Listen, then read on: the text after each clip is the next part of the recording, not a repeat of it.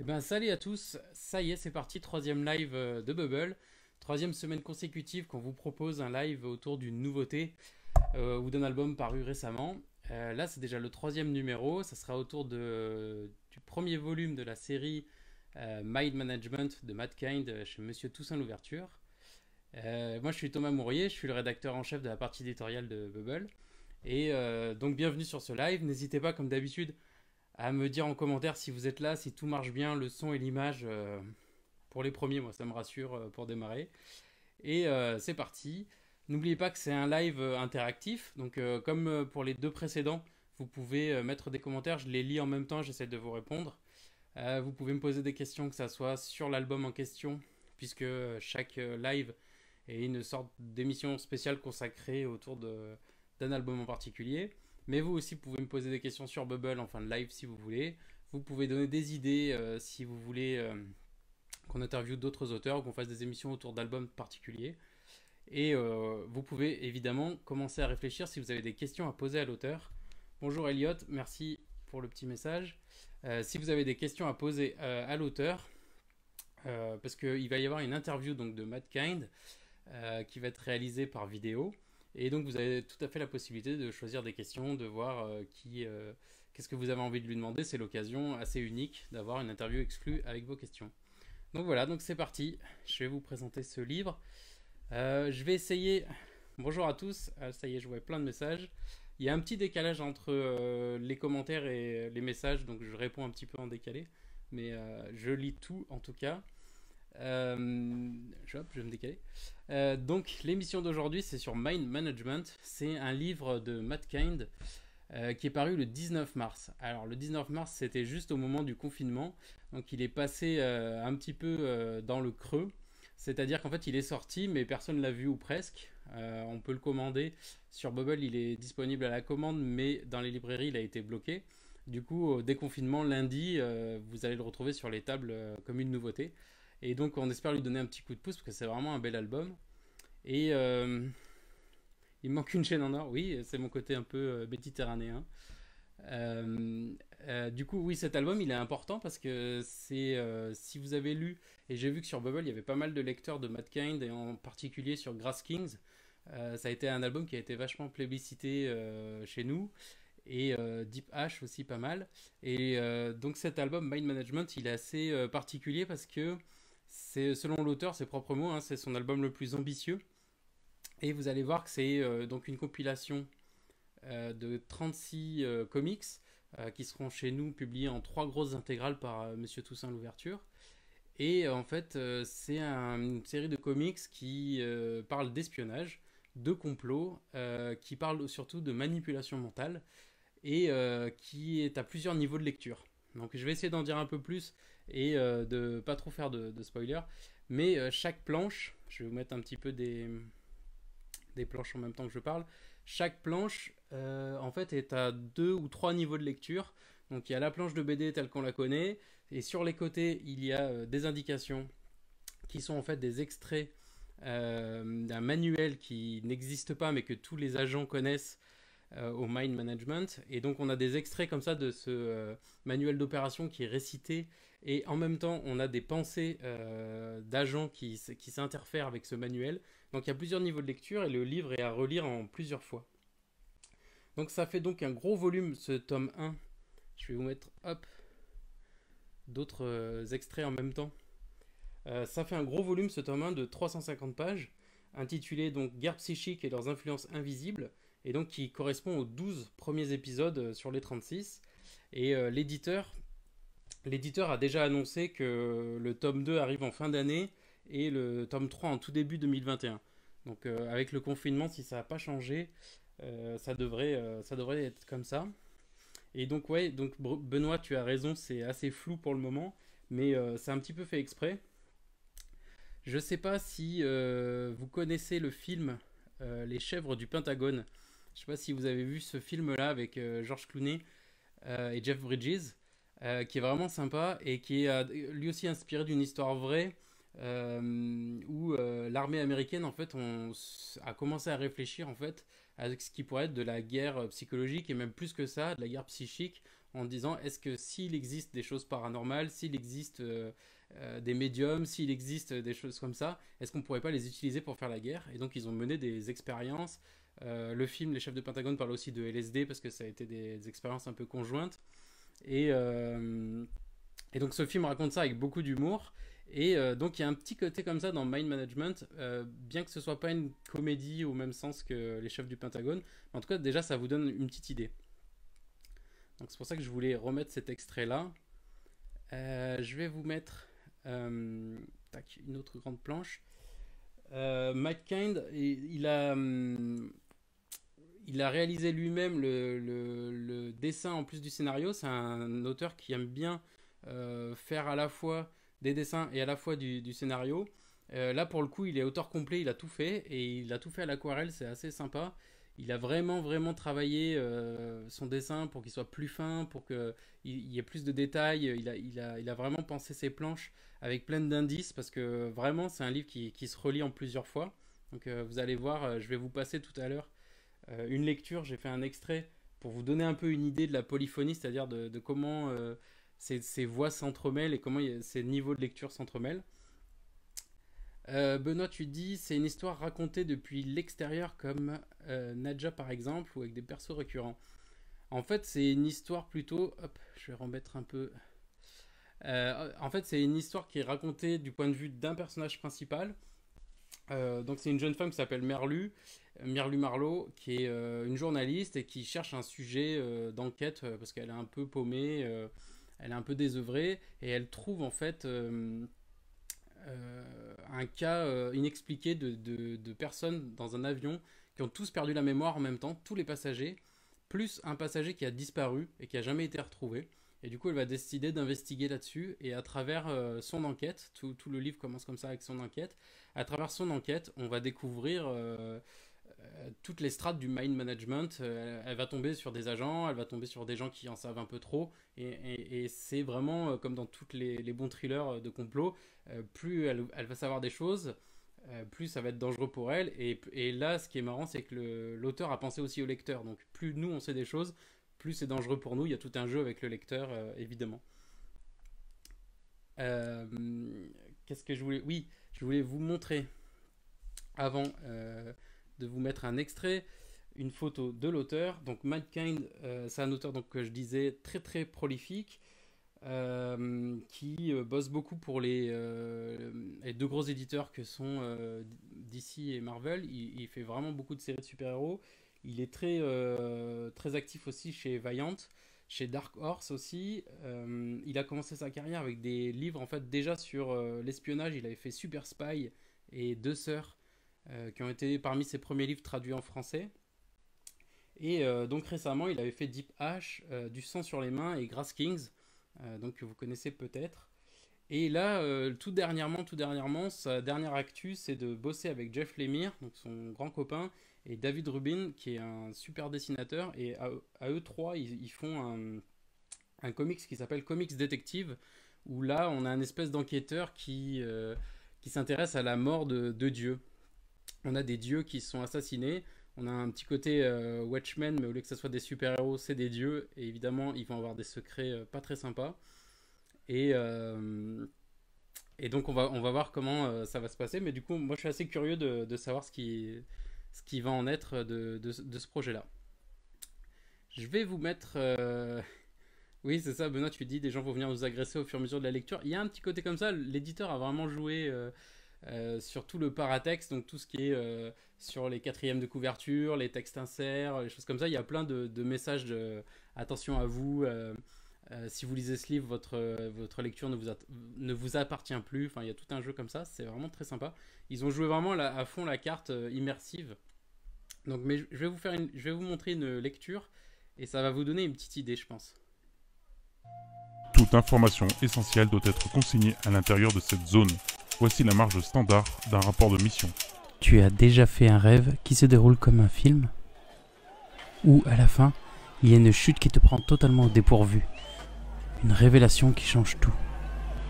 Manuel d'opération 5.12 pour éviter les retombées comportementales problématiques des traitements médicaux peuvent être suivis afin de... Si je te le dis maintenant, tu ne me croirais pas. Comment ton esprit peut-il te faire ça? C'est pourtant toi qui crée le rêve. Comment peux-tu te surprendre toi-même? Manuel d'opération 5.13. Les traitements de régulation ou de renforcement psychique ne doivent être pris que dans un environnement strictement... J'ai essayé auparavant. Manuel d'opération 5.14.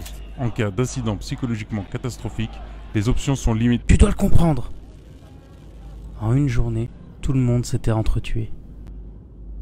Comme un rêve, avec un coup de théâtre inimaginable.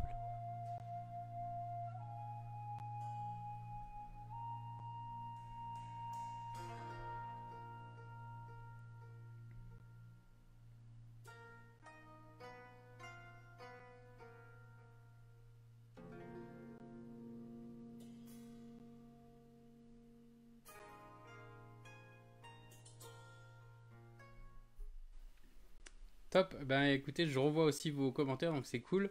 Benoît, oui, t'as raison, ça aurait été carrément bien en fait qu'il y ait une lecture, un contenu interactif, mais en fait ça existe aux USA et l'auteur a proposé en fait une version avec un CD ou un vinyle, je crois que c'est un vinyle, avec la voix qui lit le manuel, donc on peut lire sa BD avec une voix derrière qui lit ça.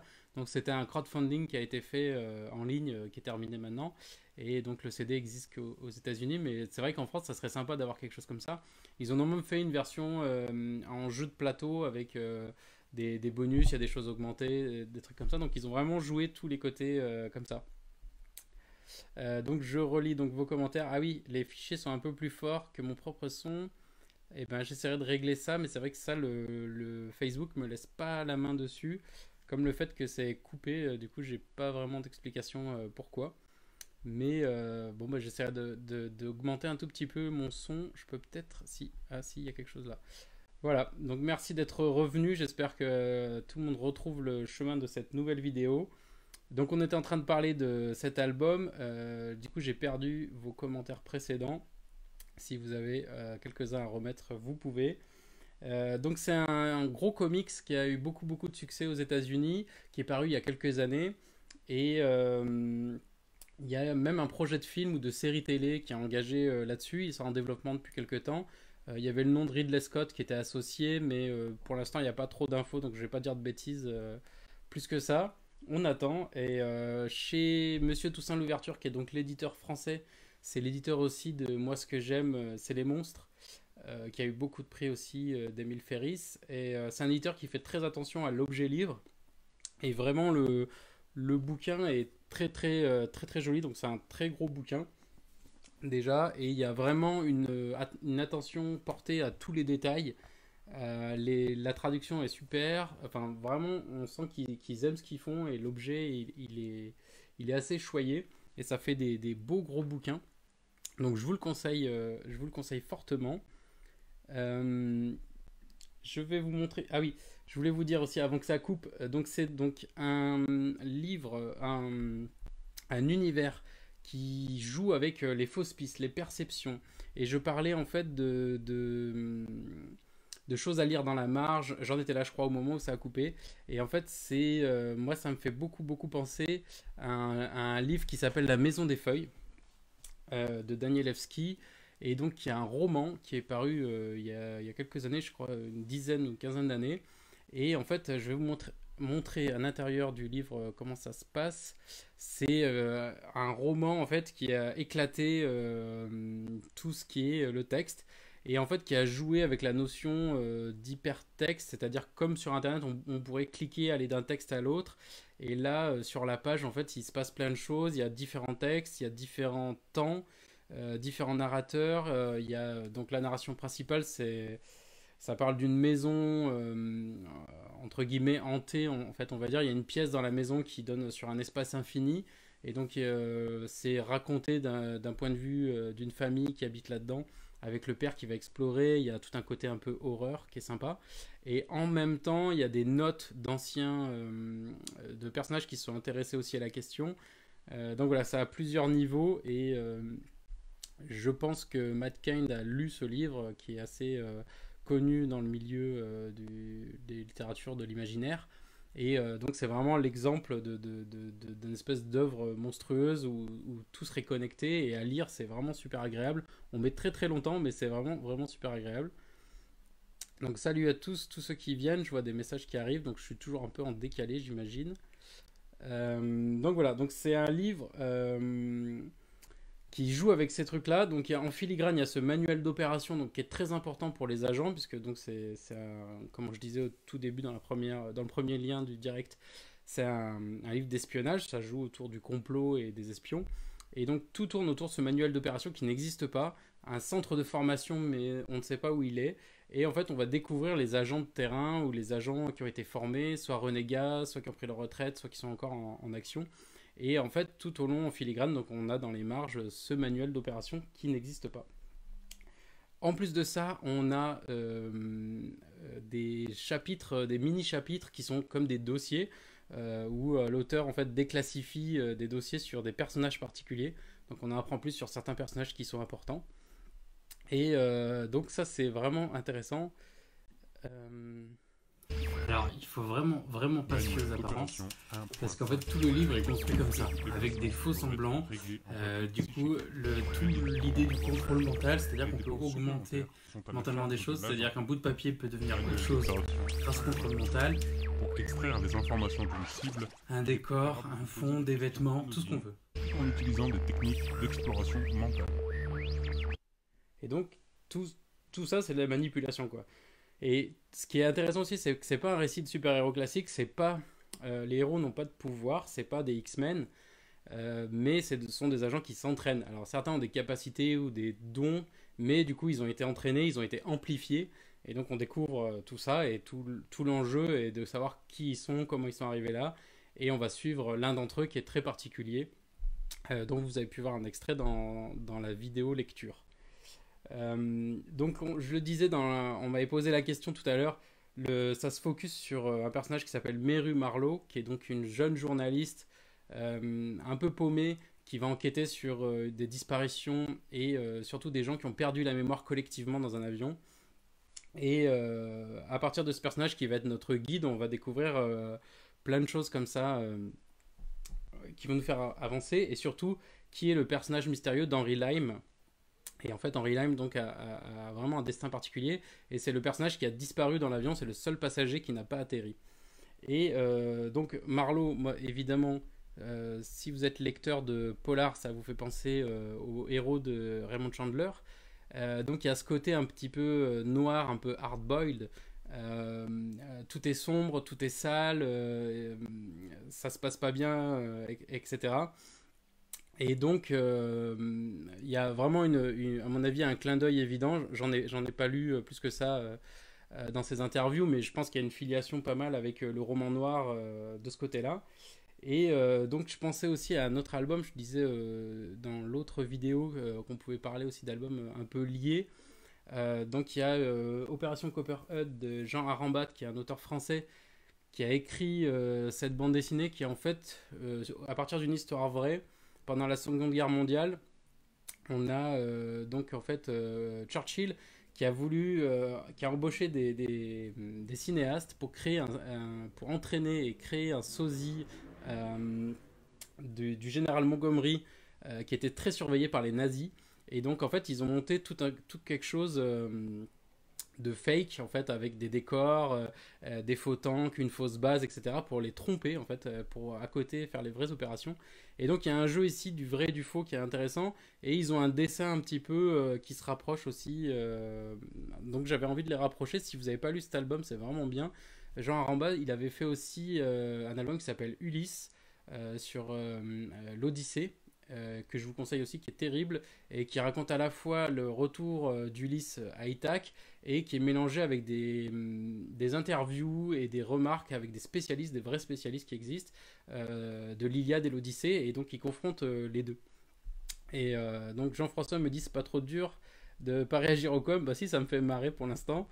J'essaie de répondre aussi aux questions, mais c'est un tout petit peu décalé, donc je vais essayer d'être vraiment en face. Dans les livres en fait qui me semblent un peu connectés aussi à Mind Management, si ça peut vous donner des idées, Il y a Building Story de Chris Ware.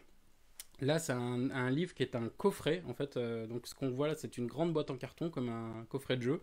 Et dedans, il y a plein de mini-livres, en fait. Toute l'histoire est morcelée en plein de petits livres de formats différents, des soupes, des cartonnets, des grands, des petits, et qui racontent des moments différents de la vie d'une femme. Il y a même d'autres livres qui se penchent sur des personnages un peu annexes. Mais en gros, on a toute la vie d'une femme qui est morcelée, et c'est au lecteur de choisir dans quel ordre en fait il peut le lire. Et du coup, il y a ce côté aussi un peu jeu qu'il y a dans Mind Management, parce que Mind Management, on a parlé du côté un peu espionnage, complot, un peu anxiogène, mais c'est surtout un livre qui est très fun. Et l'idée, c'est évidemment, il joue beaucoup avec ça, avec tout ce qui est l'imaginaire de l'espionnage, John le Carré, etc. Mais on peut le lire dans l'ordre qu'on veut, on peut lire le manuel d'espionnage en même temps, on peut lire juste la BD, on peut y revenir. Et Building Story joue un peu avec ça, en fait on fait sa propre histoire, il n'y a pas de mode d'emploi, on choisit et chaque lecteur a sa propre lecture. Alors Bijan me dit, est-ce qu'il y a des prérequis? Non, en fait il n'y a pas de prérequis. C'est vrai que je dis beaucoup de choses... je parle beaucoup en disant il se passe ci, il se passe ça, il faut avoir ci ou ça, mais en fait là pour le coup on peut le lire comme ça direct, il n'y a pas besoin d'avoir lu d'autres choses de l'auteur. On peut lire Super Spy avant, qui est vraiment très sympa, qui est un autre récit d'espionnage assez bien fait, qui est moins ambitieux dans la mise en scène, mais qui est aussi dense. Il y a vraiment beaucoup de pages aussi, et ça va assez loin dans l'histoire. Mais pour lire Mind Management, il n'y a pas de prérequis du tout. On est vraiment happé. Les premières pages déroutent un tout petit peu avec cette triple lecture, mais au bout d'un chapitre, on est complètement dedans. Voilà, on est complètement repris dedans, donc c'est hyper cool. Donc je vous conseille de le lire direct, il n'y a pas du tout besoin de prérequis. Et chez le même éditeur, il y avait un autre album qui s'appelle Du sang sur les mains, et qui a aussi une enquête, et là, il y a aussi un jeu de production de faux, parce qu'il y a des coupures de journaux, il y a des choses comme ça, et donc l'enquête se fait dans plusieurs médiums au sein du bouquin. Donc ça peut être lu aussi en parallèle, pas forcément avant, mais en parallèle si ça vous plaît. Enfin, si le travail de l'auteur vous plaît, je vous conseille ça.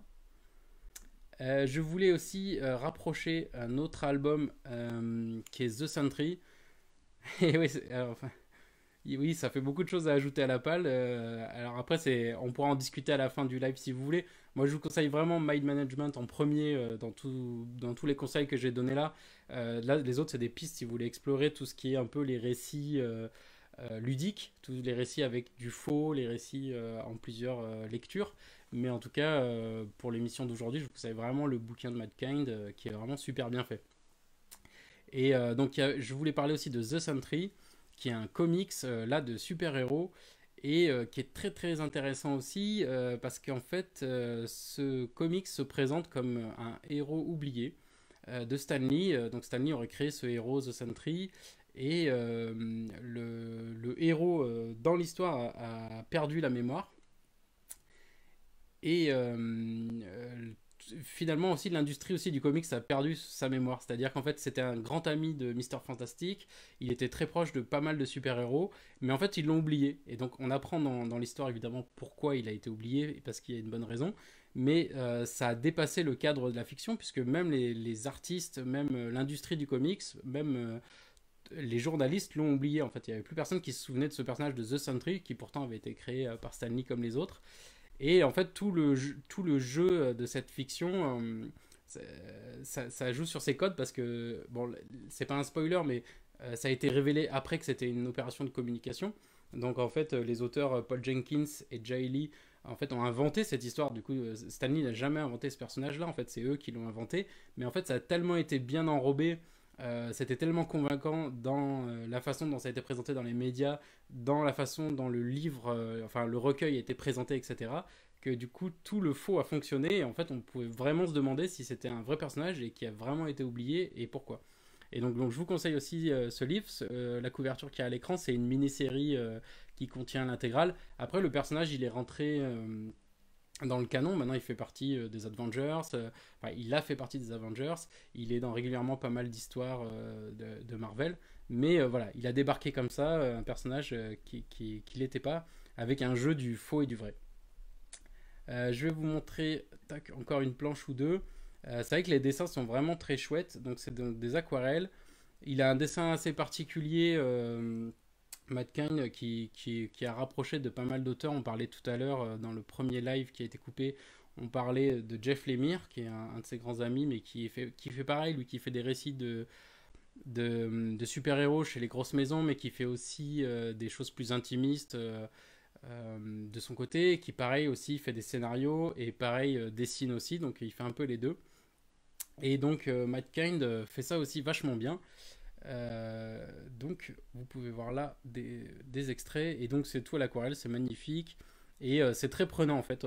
Dès qu'on est rentré dedans, on est vraiment dans l'action. Et en fait, le dessin a quelque chose d'un peu suranné, un peu vintage aussi, qui est sympa par la colorisation. Et du coup, comme c'est quelque chose qui joue sur la mémoire et sur les souvenirs, bah, je trouve que ça colle hyper bien. Du coup, le dessin est parfait pour ça. Donc voilà. N'hésitez pas si vous avez des questions. J'essaie de lire là les commentaires. Je rapproche. Alors, Benoît, tu me dis, je rapproche ça d'un comics car c'est le même format. Pas forcément. En fait, c'est des comics. Oui, j'ai présenté beaucoup de comics, sauf une BD Copperhead de Jean Aramba. Mais c'est vrai que les Américains ont beaucoup joué avec ça. Et ouais, il y a beaucoup d'auteurs qui font ça. Par exemple, il y a aussi Seth qui a écrit Clyde Fan, qui est sorti il n'y a pas très longtemps, et qui joue comme ça avec un récit morcelé à recomposer. Donc là, il se lit d'une traite dans une grosse intégrale, pardon. Mais le récit est morcelé sur plusieurs époques et c'est au lecteur de faire son cheminement, de comprendre, d'assembler les morceaux, de se dire ah oui, ce récit, le premier récit qui était une voix off, c'est le même personnage qui est vieux alors que dans la suite on le voit jeune. Donc les auteurs américains jouent beaucoup là-dessus. Donc c'est pour ça que j'ai pensé à ça. Franck me dit c'est pas Jay Lee le dessinateur. Si c'est ça. Alors peut-être j'ai fourché, mais c'était bien le dessinateur de The Sentry. J'espère ne pas avoir fourché, mais c'est bien lui. Le scénariste, c'est Paul Jenkins. Donc, ouais, Pierre Arnaud me dit je viens d'arriver, je regarderai le replay. Alors, le replay, il est en deux parties. Malheureusement, ça a bugué, je ne sais pas pourquoi. Et c'est dommage, mais ça sera en deux fois. Cyril, tu me dis merci pour l'animation. Ouais, c'est super sympa. Bah, j'essaye à chaque fois de mettre des choses un peu différentes pour que chaque live ait un peu une personnalité. Le live de la semaine dernière, il y avait un quiz. Et puis le prochain, j'essaierai de trouver d'autres idées. Mais là aussi, comme on disait au tout début, vous pouvez donner des idées si vous voulez, comme c'est un format un peu participatif. Alors, il n'y a que les commentaires, évidemment, il y a pas le retour vidéo, mais vous pouvez donner des idées. J'essaie d'améliorer à chaque live. Grâce à vous, déjà, j'ai amélioré la vidéo. Grâce à Benoît, je vais améliorer le son la prochaine fois. Mais voilà, en tout cas, si vous avez d'autres idées, même sur la forme, des choses que vous voudriez voir, j'essaye de mettre des planches, j'essaye de faire une lecture, j'essaye de mettre des choses comme ça. Je voulais mettre aussi un peu des petits extraits vidéo, mais je me dis que ça ferait peut-être beaucoup. Mais n'hésitez pas, si vous avez des idées, en tout cas, moi, ça me nourrit pour vous proposer des choses. En tout cas, l'idée à chaque fois, c'est de faire une espèce d'émission pour faire comme une chronique vivante, une chronique en vidéo du bouquin. Et donc, l'idée de parler du bouquin. Donc, si vous avez des questions sur le bouquin, je peux y répondre. Si vous avez des questions pour l'auteur, donc très important, je vais envoyer des questions à l'auteur pour une interview vidéo. Donc, c'est assez cool. Il a accepté de répondre aux questions pour Bubble. Et donc voilà, si vous avez des questions, je pourrais lui demander. Je vois Bijan qui dit il en est où dans l'écriture. En fait, c'est terminé. Aux USA, il est paru entièrement. Les 36 numéros sont parus. Et en France, ça sera donc en 3 volumes. Et donc le premier est arrivé là en mars. Et le deuxième sera là en automne, en fin d'année. Je crois que c'est octobre ou novembre. 1er novembre. Et le troisième, ça sera début 2021. Donc ils sont déjà programmés, donc normalement ça devrait arriver très vite si ça vous plaît. Il n'y a pas très longtemps à attendre. Benoît dit c'est très différent. Ah oui, alors tu fais référence aux comics, l'idée d'avant. Oui, c'est assez différent. En fait, j'essayais juste de donner des pistes de lecture qui pour moi ressemblaient un peu des comics ou des BD un peu ludiques ou des BD qui jouent sur le faux. Il y a pas mal de BD qui jouent sur le faux, la production de faux. Reproduire ou créer des éléments narratifs mais avec du paratexte, des choses dans les marges, des choses avant le livre ou des choses sur la quatrième de couverture, enfin tous ces jeux là. Donc voilà, j'avais essayé de rapprocher ça et c'est pour ça aussi que j'avais parlé pas mal de la Maison des Feuilles, donc qui est là pour le coup un roman, hein, c'est pas une BD, mais ça jouait pas mal sur ce côté-là où chaque détail, c'est-à-dire que presque du code barre jusqu'au titre, ça a un impact sur le livre, ça a un impact sur ce qu'on lit, et du coup chaque lecture, évidemment, vu qu'il y a une tonne de choses à lire, elle pourra pas être la même. C'est-à-dire que même là, Mind Management, si vous le lisez une première fois et que vous le relisez, bah, vous n'aurez pas le même a priori, parce que évidemment, vous n'aurez pas lu ça dans le même ordre. Donc voilà, j'arrive à la fin un petit peu de ma présentation. J'essaie de ne pas aller trop loin non plus pour pas faire de spoiler, parce que c'est quand même une enquête, c'est quand même de l'espionnage et il y a pas mal de suspense. Donc j'essaie de pas trop en dire dessus. Si vous avez des questions, n'hésitez pas. Là, je vais vous proposer, comme je disais au tout début du live, la vidéo interview de Sophie Lambda. Donc la semaine dernière, vous avez pu poser des questions. Certains d'entre vous avaient posé des questions à Sophie Lambda, qui avait fait la BD Tant pis pour l'amour, qui était l'objet du deuxième live. Et donc là, je vais vous donner l'interview vidéo. Ce qui est sympa, c'est qu'en plus, elle nous a fait une petite exclue, une annonce qu'elle donne à la fin. Et je crois qu'elle ne l'a pas encore annoncé sur ses réseaux sociaux. Elle le fait demain, de mémoire. Donc c'est plutôt sympa. Je vais vous mettre la vidéo et on se retrouve après si vous avez des ultimes questions sur Mind Management ou si vous avez des questions sur Bubble. Et sinon, je vous dirai à bientôt. Donc je vous mets la vidéo et on se retrouve juste après. Salut tout le monde, je suis Sophie Lambda, autrice de la BD Tant pis pour l'amour. Voilà, donc aujourd'hui je suis avec vous sur Bubble pour répondre aux questions que vous avez posées pendant le live. Donc voilà, c'est parti. Avant de créer la BD Tant pis pour l'amour, j'ai travaillé en fait sur un autre projet BD qui est toujours pas sorti et que j'ai toujours pas repris pour l'instant, qui était aussi autobiographique mais sur un sujet complètement différent. Et puis, vu que l'histoire de Tant pis pour l'amour s'est passée dans la vraie vie au niveau du timing, cette BD est devenue une urgence en fait. C'est une histoire qui avait besoin d'être racontée immédiatement et je pense que si j'avais attendu 2 ans, 3 ans, je l'aurais pas faite. Voilà, c'était aussi très thérapeutique aussi pour moi d'écrire cette bande dessinée. Et ça avait besoin d'être fait rapidement, je pense, pour évacuer l'histoire. Et une fois qu'elle est couchée sur le papier et qu'elle est sortie en livre, c'est aussi... un moyen de faire appartenir cette histoire au public et j'ai presque l'impression que c'est plus mon histoire aujourd'hui tellement je m'en suis dégagée. Et puis la partie documentaire de la BD, c'est tout simplement quand j'ai commencé moi-même à me documenter pour comprendre ce que j'avais vécu, je me suis rendu compte que tous ces livres que je lisais, ils comprenaient énormément de choses qui seraient en fait utiles à plein de gens. Moi, j'avais pas eu le réflexe de mettre le nez dans ces livres-là avant que ça m'arrive, et j'aurais aimé peut-être savoir certaines choses avant que ça m'arrive, peut-être que je l'aurais évité. Et du coup, je me suis dit que des livres de développement personnel, ça peut être parfois un peu lourd, un peu dense, enfin, il y en a des très bien, mais tout le monde n'est pas fan de ces lectures-là. Et j'ai pensé du coup que prendre ces connaissances-là, qui sont des connaissances psychologiques, de sciences psychologiques et tout ça, et les vulgariser, parce que moi ça m'a tellement aidé que je me suis dit que ce serait intéressant en fait de les vulgariser dans la BD.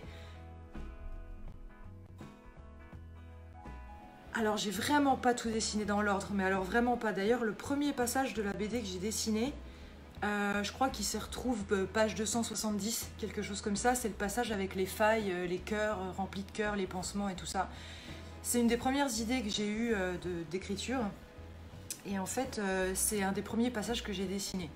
Et c'est le passage que j'ai mis dans mon dossier pour présenter mon projet BD à un éditeur. Même après avoir dessiné ce passage-là, quand j'ai commencé à écrire et quand j'ai commencé à dessiner, j'ai tout fait dans le désordre. Et c'est vrai que l'avantage quand on travaille sur Photoshop et après quand on met en page sur InDesign par exemple, c'est qu'en fait moi je dessinais par bloc.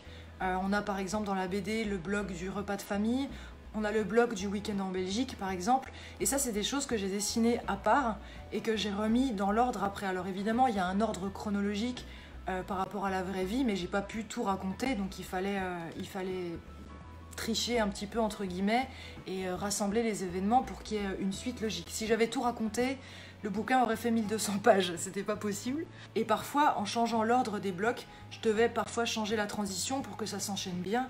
Voilà, mais j'ai pas du tout commencé par la page 1 et fini par la page 300 d'ailleurs. Je crois que jusqu'à 3 semaines avant de finir la BD, je connaissais pas la fin. Enfin, je connaissais la fin, mais je savais pas comment j'allais, dans la vraie vie, mais je savais pas comment j'allais terminer la BD. Il fallait que je trouve une clôture, il fallait que je trouve un truc. Et c'est aussi à ce moment-là que l'idée du ballon m'est venue. Le truc du ballon, c'est un truc que moi j'ai rajouté à l'histoire et enfin j'ai changé l'objet en tout cas, et c'est un truc qui m'est revenu et j'ai décidé de clore l'histoire avec ça. Pour l'album, ma première inspiration, sans hésitation, c'est les BD de Laurel. J'ai la chance de la connaître dans la vraie vie et je me sens assez proche d'elle au niveau du dessin. Et vu que moi j'avais jamais fait de bande dessinée au début, j'étais un petit peu perdue, je savais pas trop comment faire, la taille des cases, la taille des pages, tout ça. Elle m'a envoyé des pages de sa BD pour que je m'inspire de la taille des cases et tout ça, vu qu'on a un dessin qui est assez similaire, et elle m'a vachement aidé en tout cas à mettre le pied à l'étrier. D'ailleurs, si on regarde certaines planches de ma BD, il y en a qui sont au niveau des cases, il y en a qui sont quasiment même taille, même très similaires à ce qu'elle fait. On a un style qui est très proche. J'avais quelques BD qui étaient tout le temps posées sur le bureau quand je travaillais. Donc il y avait celle de Laurel, évidemment. Il y avait plein de choses différentes. Bizarrement, il y avait aussi les... Moi, je lisais beaucoup les BD Cédric quand j'étais petite, parce que mon frère les avait toutes. Et j'en ai repris quelques-unes et je les posais là. C'est des BD où les expressions des visages des personnages sont très exacerbées. Et c'est vrai que parfois, quand je galérais à faire des expressions, je m'inspirais de choses que je trouvais dans Cédric. Je regardais par exemple des scènes où le grand-père bouffe son fauteuil ou des scènes où le grand-père explose de rire. Moi j'ai un dessin qui est avec des traits assez clairs, des formes assez fermées, et ma grande difficulté c'est de lâcher un peu prise. Parfois j'ai du mal, alors j'y arrive beaucoup mieux maintenant, mais moi j'avais un petit peu du mal avec ce trait très lâché, très dynamique. Et du coup, les BD Cédric, c'est tout l'inverse, quoi. Les traits sont pas souvent fermés, c'est beaucoup de coups de crayon et tout ça. Et donc, moi, je m'inspirais beaucoup pour les expressions des personnages, par exemple. Après, évidemment, moi, je lis, j'ai quand même quelques BD, évidemment, que j'en lis. J'ai les BD, là, que j'adore, Tu mourras moins bête de Marion Montaigne, ça fait partie de mes livres préférés. Les notes de Boulet. J'aime beaucoup aussi Fab Caro pour l'humour absurde, pour sa façon d'écrire, sa façon d'amener les événements. La non-expression de ces personnages quand ils disent des trucs absolument affreux, je suis complètement fan de Fab Caro. Ici, je vais vous montrer. Donc là, j'ai une Cintiq 22 HD, c'est là-dessus que j'ai dessiné ma BD. Voilà, avec le stylet. Et puis récemment, je me suis remise au feutre et au papier, chose que j'avais jamais faite avant. Donc là, j'ai aussi à côté de mon bureau une deuxième table avec énormément de feutres. En ce moment, je suis sur le carnet de dessin que je fais quotidiennement sur les réseaux sociaux, le carnet de confinement, entre guillemets, où je dessine un petit peu des conneries voilà, qui sont liées au confinement. Mais la BD, j'ai tout fait sur la tablette graphique. Et honnêtement, si j'avais dû la faire au feutre, je pense que j'y aurais passé 3 ans et demi. Mes journées, elles commencent presque à 21h, 22h. Moi, je suis quelqu'un qui travaille beaucoup la nuit, très efficace et je suis super efficace la nuit, en fait, en écriture, en dessin. Surtout en écriture, en ce moment, je suis en train d'écrire autre chose. Je commence à travailler en général en fin de journée et puis ça arrive souvent que ça tire jusqu'à 3h du matin. J'essaye de me coucher avant 2h, mais c'est très compliqué. Une fois que je suis lancée, c'est un petit peu une espèce de transe et j'y vais à fond. Donc en général, je me couche autour de 3h du matin. Je me lève entre 10h et midi. C'est un peu ma journée type de confinement en ce moment. Dessin, madeleine, cuisine, vélo d'appartement. Voilà, et je me couche vers 3h du matin et on recommence. J'ai fait un dessin avec des méduses et j'ai proposé des prints. Donc en ce moment, le travail c'est aussi de numéroter, tamponner ces prints. Voilà, je fais tout à la main, je signe et tout ça. Donc voilà, la journée je fais des choses un peu plus pratiques. J'ai du mal à me concentrer sur le créatif. Et puis quand arrive la fin de journée, là je me mets à bosser, je me mets sur le dessin, donc soit au feutre, soit sur ma tablette. Je bosse sur d'autres projets, des commandes aussi, donc je suis aussi beaucoup sur la tablette et pas que sur le carnet. Et puis quand j'ai besoin d'une pause, en général, après quelques dessins où je commence à avoir un peu la tête, je commence à avoir mal à la tête, en général c'est à ce moment-là que je fais une pause et que je fais des gâteaux. Et puis après, une fois que c'est la nuit, en général mes dessins de carnet, je les fais la veille au soir. Donc je me colle sur mon petit bureau à côté à côté de mon grand bureau. Je vais vous montrer la station de travail en entier parce que c'est vrai que moi je travaille dans mon salon, mon appartement est pas très grand, mais ça fait quand même une station de travail entre le bureau avec la tablette et la petite table Ikea à côté là avec les feutres et tout ça. Et ben ça prend beaucoup de place. Mais c'est vrai que je vis dans mon bureau, je vis dans mes feutres et dans mon travail complètement. On décroche jamais vraiment en fait quand on fait ce métier-là.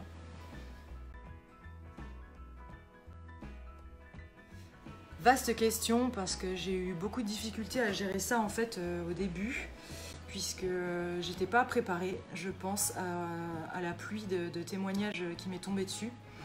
Et la première fois que j'ai fait des dédicaces pour le bouquin, c'était dans un petit salon du livre dans ma ville natale. Et en fait, j'ai eu en face de moi beaucoup de gens qui ont commencé à me raconter leur histoire. Et je me rappellerai toute ma vie, je pense, de la première personne qui a pleuré devant moi.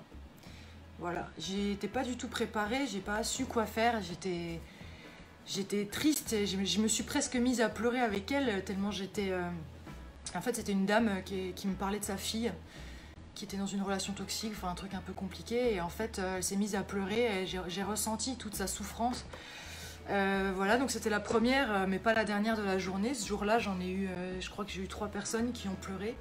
Et puis j'ai refait des dédicaces dans d'autres villes, et puis ça s'est reproduit, et puis etc. Donc je me suis dit, ok, donc là, il faut que... En fait, waouh, ok, j'ai un peu percuté en fait l'ampleur du truc. J'ai commencé par me blinder, en fait, alors non pas que je suis devenue insensible à la souffrance des autres, mais on doit se blinder en fait dans ces cas-là, puisque moi, j'ai pas d'autre vocation que celle d'avoir offerte cette BD.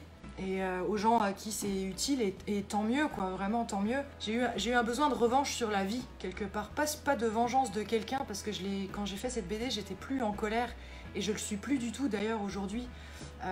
Mais j'avais besoin de me dire, ok, tout ce que j'ai vécu là, qui était vraiment très très très dur, j'ai besoin que ce soit utile, j'ai besoin que ça serve à quelque chose. C'est toute cette souffrance, ce marasme, ce gros bordel d'émotions qui peut vraiment entraîner très très bas. J'avais besoin que ce soit utile, j'avais besoin que ça serve à quelque chose, et le fait que ça serve à d'autres personnes, pour moi c'est le pari est relevé en fait. Je suis super fière et super contente. Et moi je trouve que c'est une trop grande responsabilité pour moi qui suis pas psy. Moi je suis juste, j'avais un témoignage à donner et je sais dessiner, du coup je l'ai fait comme ça. Mais c'est vrai que j'ai pas vocation à dire aux gens tu dois faire ci, tu dois faire ça. Et d'ailleurs, personne n'a vocation à nous dire ce qu'on doit faire. C'est avec les gens qu'on connaît pas, c'est toujours beaucoup plus compliqué. En dédicace, j'ai eu énormément d'émotions différentes, plein de choses, plein d'histoires, toutes plus incroyables les unes que les autres. Voilà, mais aujourd'hui, quand je suis en dédicace, j'arrive plus facilement quand même à échanger avec les gens. Quand c'est pas trop intense, on arrive à échanger un petit peu. Mais le plus dur pour moi, c'est les messages, puisque je reçois encore beaucoup de messages sur les réseaux sociaux de gens qui me racontent un passage de leur vie qui correspond à la bande dessinée que j'ai faite. J'ai pas compté exactement, mais je pense qu'en tout, des messages de témoignages non sollicités, j'en ai reçu, je pense, 2000, 3000, je sais même plus, mais j'en reçois encore aujourd'hui, j'en reçois régulièrement, je reçois des très longs mails aussi. Et j'ai répondu au début, et aujourd'hui je réponds plus parce que je peux pas. Il faudrait que je prenne quelqu'un en CDD pour répondre à ma place. Et je reçois encore des témoignages de vie très difficiles, mais je peux plus parce que c'est plusieurs par jour et je peux plus répondre. Donc le seul conseil que je peux donner, moi, aux personnes qui m'écrivent et qui sont visiblement dans une grande détresse, c'est d'aller voir des professionnels de santé, d'aller voir des psychologues. Il n'y a pas de honte à voir un psychologue. Il faut passer le pas, en fait, de faire ça pour soi et de ne pas faire ça pour quelqu'un d'autre, d'aller consulter pour soi, pour comprendre pourquoi on a accepté tout ça, pourquoi on l'accepte encore. Et il y a forcément quelque chose... Une relation, ça se fait à deux, même s'il y a un bourreau et une victime, une relation, ça se fait à deux. Et quand on accepte des choses, il faut comprendre pourquoi on les accepte pour éventuellement avancer un peu dans sa vie et ne pas recommencer, ne pas reproduire avec la personne d'après. Et pour ça, c'est important de se connaître, se comprendre et de s'accepter, en fait. Puisque se connaître, se comprendre et s'accepter, ça booste quand même beaucoup la confiance en soi. Et la meilleure façon de ne pas être manipulé, c'est de se connaître et de s'assumer et de connaître sa juste valeur, puisque quand on connaît sa juste valeur, on n'a plus besoin de chercher à la faire valider dans les yeux de quelqu'un d'autre. Donc je peux vous le dire ici, puisque ce sera dit sur Instagram, je pense, dans les jours qui viennent, avant le week-end probablement. Ce carnet de dessin que je fais sur Instagram, on va le sortir en carnet physique. Et je vais rajouter du contenu dedans, je vais rajouter des souvenirs. Je vais pas en faire un carnet de tristesse et d'angoisse, mais je trouve que c'est important qu'on ait un souvenir collectif de ce qui se passe en ce moment, de réussir à se marrer de ça après, parce que je pense que pour plein de raisons, cette période va être source de beaucoup de traumatismes chez plein de gens, que ce soit la vie de couple, la vie de famille, plein de choses vont changer. C'est très rare en fait qu'il y ait un sujet comme ça que tout le monde vit en même temps, c'est absolument un truc de dingue. Et moi, les dessins de carnet que j'ai fait, c'était évidemment pour divertir. Mais voilà, on a décidé de le sortir en carnet, donc c'est officiel, ça va sortir. On essaye de le sortir le plus vite possible. Et puis, surtout, ce qui est intéressant, c'est qu'il y aura des dessins inédits, il y aura des petits textes très courts. J'essaye de faire des trucs un peu rigolos, comme j'aime faire, pour parler de ça, pour s'en rappeler. Pour montrer aux enfants plus tard, en fait, aussi ailleurs que sur internet, avec des longs articles un peu peut-être déprimants. Donc voilà, en ce moment je fais un travail de souvenir sur le temps présent, mais pour plus tard. Voilà.